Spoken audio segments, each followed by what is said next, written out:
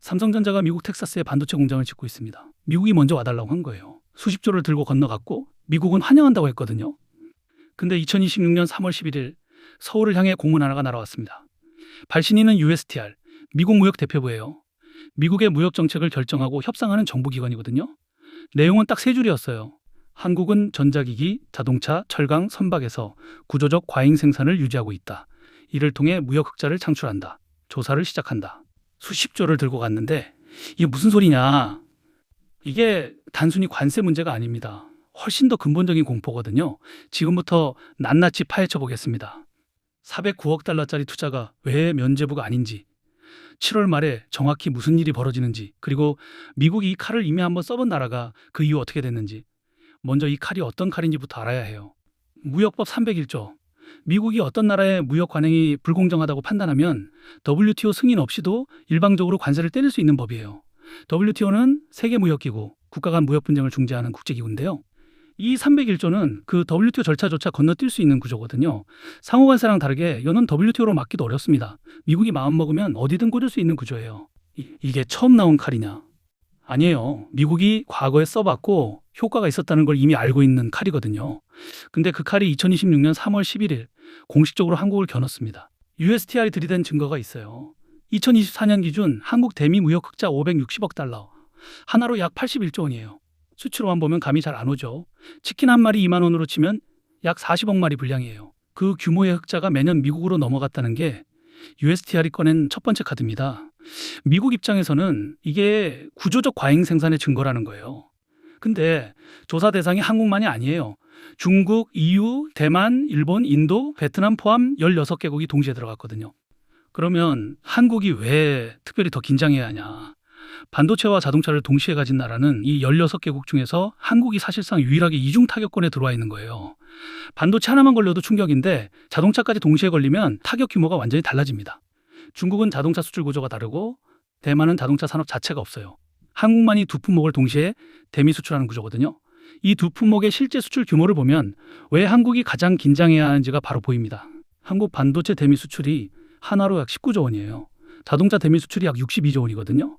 합산하면 약 81조 원어치 수출이, 즉 이 칼의 사정권 안에 들어와 있는 겁니다.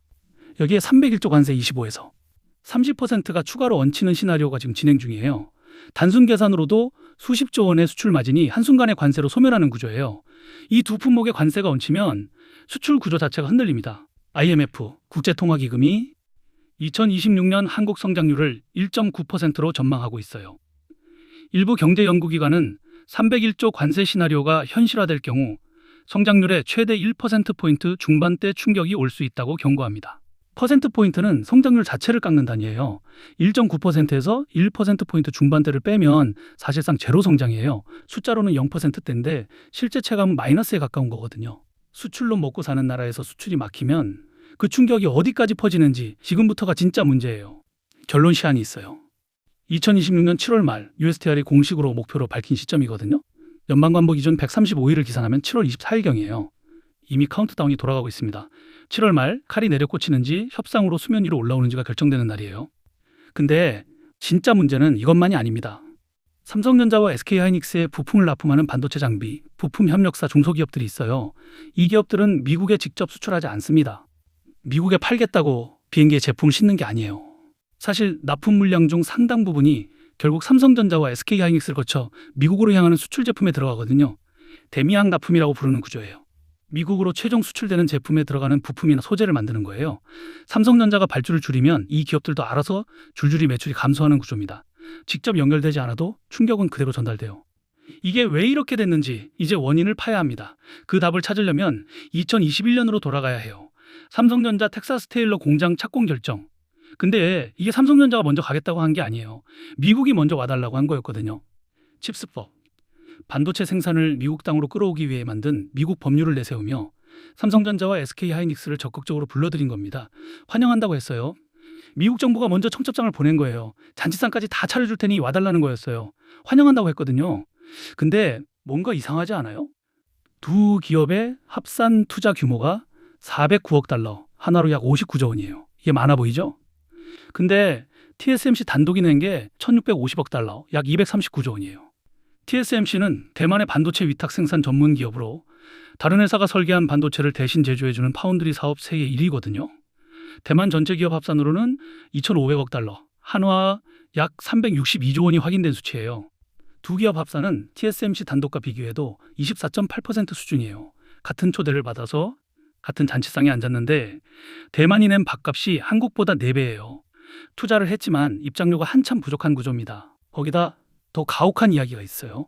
일부 투자은행 IB분석에 따르면 관세 면제를 유지하려면 2030년까지 추가로 100조 원에서 120조 원을 더 투자해야 한다는 결론이 나왔거든요.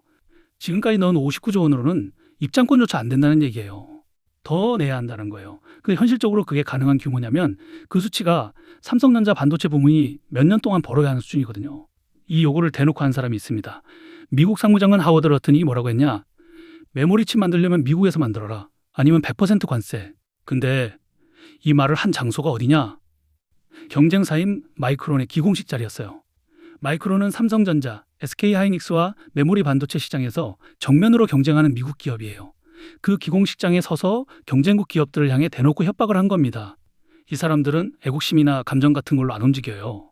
오직 경제적 이익과 자본의 생존만 보고 판단하는 냉혈한 투자자들입니다. 수익이 나면 들어오고 위험하면 빠지고 그게 전부예요. 명분은 과잉 생산인데 진짜 목적은 따로 있는 거거든요. 뭐가 문제냐? 기막힌 역차별 구조거든요. 삼성전자와 SK하이닉스는 수십조를 미국 땅에 묻어야 겨우 협상 테이블에 앉는데 정작 TSMC는 그 4배를 내고 면제를 받았어요. 투자를 해도 기준선을 못 맞추면 칼을 맞는 구조입니다. 자, 이걸 반대로 생각해보면 더 선명해져요. 한국 기업은 59조를 써도 기준선 아래예요. 대만 기업은 239조를 쓰면 기준선 위예요. 그 기준선 자체가 처음부터 한국이 통과하기 불가능한 높이로 설계되어 있다는 얘기거든요. 초대를 받아서 갔더니 입장 조건이 처음부터 통과 불가능한 높이였던 겁니다. 근데 비용 구조까지 이중더치예요. 미국 현지 반도체 생산비는 한국 대비 40% 이상 추가로 들어요. 한국 평택에서 원가 100이면 미국 텍사스에서는 140이에요. 같은 HBM을 만드는데 비용이 40%가 더 드는 거예요. HBM은 AI 서버에 쓰이는 고속 메모리 칩으로 기존 메모리보다 처리 속도가 수백 빠른 부품이거든요. 미국에 가면 경쟁력이 소멸하고 안 가면 관세를 맞는 구조입니다. 왼쪽으로 가도 손해, 오른쪽으로 가도 손해예요. 어느 방향을 선택해도 손해가 확정된 이중덫인 거예요. 이 덫 처음 본 게 아니에요. 미국은 이 칼을 이미 한번 써봤어요. 1987년이에요. 당시 일본 반도체가 전 세계 D램 시장의 80% 이상을 쥐고 있었어요. D램은 컴퓨터, 스마트폰에 쓰이는 반도체 메모리로 전 세계 메모리 시장의 핵심 품목이거든요. 미국이 무역법 301조를 꺼냈고 일본산 전자제품에 100% 보복 관세를 때렸습니다. 오늘 USTR이 서울을 향해 꺼낸 서류의 이름이 그때 도쿄를 향해 꺼낸 서류의 이름과 똑같아요. 미국은 이 칼이 효과가 있다는 걸 이미 알고 있습니다. 결과가 뭐냐면 1986년 글로벌 반도체 매출 탑10에서 일본 기업이 6개였어요. NEC 1위, 도시바 2위, 히타치 3위. 전 세계 반도체 시장을 일본이 사실상 지배하던 시절이에요. 아무도 일본을 이길 수 없을 거라고 했거든요. 근데 2019년에 나온 건 키옥시아, 구도시바 메모리 단 한 개뿐입니다. 이름조차 도시바가 아니었어요. 32년치 붕괴가 실질적으로는 불과 5년, 1991년에서 1995년 사이에 완료됐거든요. 32년치 충격이 5년 안에 쏟아진 겁니다. 삼성전자가 지금 서 있는 위치를 봐야 해요. 2025년 기준 HBM 시장에서 SK하이닉스 점유율 59%, 삼성전자는 약 20%대예요. 삼성전자가 같은 국내 기업인 SK하이닉스에도 밀린 상태거든요. 일본은 D램의 80%를 쥐고 있을 때 이 칼을 맞았어요. 삼성전자는 HBM에서 SK하이닉스에 밀린 채로 같은 칼 앞에 서 있습니다. 일본보다 조건이 더 나빠요. 더 약한 상태에서 더 강한 압박을 받고 있는 거예요. 근데 여기서 진짜 중요한 게 있어요. 이 흐름이 무조건 비극으로 끝나는 건 아닙니다.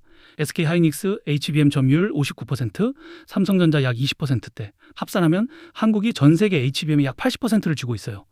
엔비디아 AI 칩 생산 라인이 한국산 HBM 없이는 돌아가지 않습니다. 미국도 이걸 알아요. 엔비디아가 멈추면 미국 AI 산업 전체가 흔들리거든요. AI 패권을 주도하겠다는 미국이 그걸 감수할 수 있냐는 거예요. 이 협상 카드가 살아있는 동안 7월 말 결과가 고율 관세 확정이 아닌 유예나 쿼터 합의로 흘러갈 수 있는 이유가 바로 여기에 있거든요. HBM 카드는 실제로 살아있는 레버리지입니다. 근데 이 카드가 영원하지 않아요. 마이크론이 HBM 시장 점유율을 약 19에서 20%까지 끌어올렸거든요. 뭐냐면 러트닉 장관이 마이크론 기공식에서 삼성전자와 SK하이닉스를 협박한 건 우연이 아니에요. 마이크론을 키우면서 한국 의존도를 낮추는 수싸움이 이미 진행 중입니다. 레버리지의 유통기한이 줄어들고 있는 거예요. 카드가 있을 때 협상해야 하는데 카드의 가치가 매달 조금씩 깎이고 있는 구조거든요. 301조 관세가 확정되면 오히려 웃는 쪽이 있어요. TSMC예요. 삼성전자가 미국 고비용 생산에 묶이면 묶일수록 TSMC의 가격 경쟁력이 부각됩니다. 마이크론은 러트닉이 기공식 현장에서 두 기업을 직접 겨냥했던 직접 수혜 기업이에요. 위기의 뒤에는 반드시 수혜자가 있거든요. 관세가 확정되면 평택 2000팹 가동률이 떨어집니다. 팹은 반도체를 실제로 생산하는 공장 시설이에요. 협력사 매출이 줄고 수도권 반도체 클러스터 고용이 흔들려요. 대미 직접 수출을 안 하는 중소기업들도 납품 물량 중 상당 부분이 미국 수출 방향 제품에 연결돼 있어서 연쇄로 맞는 구조예요. 어느 날 아무 예고 없이 납품 물량이 30%, 40% 깎인다는 공문이 날아오는 거예요. 항의할 대상도 싸울 곳도 없는 연쇄 반응이거든요. 타격이 외부가 아니라 내부 연쇄 반응부터 시작되는 구조입니다. 근데 시장은 이걸 알고 있을까요? 2024년 하반기 삼성전자가 HBM 엔비디아 인증 지연 이슈로 52,900원까지 폭락했어요. 당시 고점 87,800원 대비 약 40% 낙폭이었거든요. 투자자들 사이에서 삼성전자가 끝났다는 말이 나오던 시기예요. 근데 2026년 4월 기준 22만 원대로 올라왔습니다. 오른 것 같죠? 이게 더 무서운 이야기예요. AI 랠리가 주가를 올려준 건데 그 뒤에 301조 카운트다운이 숨어 있거든요. 더 높은 곳에서 더 크게 떨어질 준비를 마친 구조일 수 있어요. 오른 주가가 안전 신호가 아니라 위험 신호일 수 있다는 겁니다. 지금 이 흐름을 보면서 섣불리 뛰어드는 건 떨어지는 칼날을 맨손으로 잡는 것 같아요. 만약 이 방향을 고려하고 계신다면 최소한 이것만 확인하고 움직이세요. 7월 말 USTR 결론이 유예인지 확정인지, 삼성전자와 SK하이닉스가 추가 투자 협상 발표를 내놓는지, 삼성전자 HBM이 엔비디아 인증 재진입 신호를 내는지, 이 신호들이 나타나기 전까지는 서두를 이유가 없어요. 대출을 안고 계신 분들은 반도체 수출주의 이 구조를 알고 계셔야 합니다. 근데 자산을 쌓아가는 단계라면 단일 섹터 집중이 얼마나 위험한지가 이 사례에서 그대로 보여요. 일본은 디램의 80%를 쥐고 있었을 때 이 칼을 맞았어요. 실질 붕괴가 5년 안에 완료됐고 2019년엔 이름조차 도시바가 아닌 키옥시아 하나만 남았습니다. 지금 한국이 서 있는 자리와 1987년 일본이 서 있던 자리. 근데 패턴이 다르지 않아요. 이것을 알고 있는 것과 모르는 것의 차이가 3년 후를 가릅니다. 경제는 결국 공포가 지배할 때 숫자를 냉정하게 들여다보는 사람이 살아남는 게임이거든요.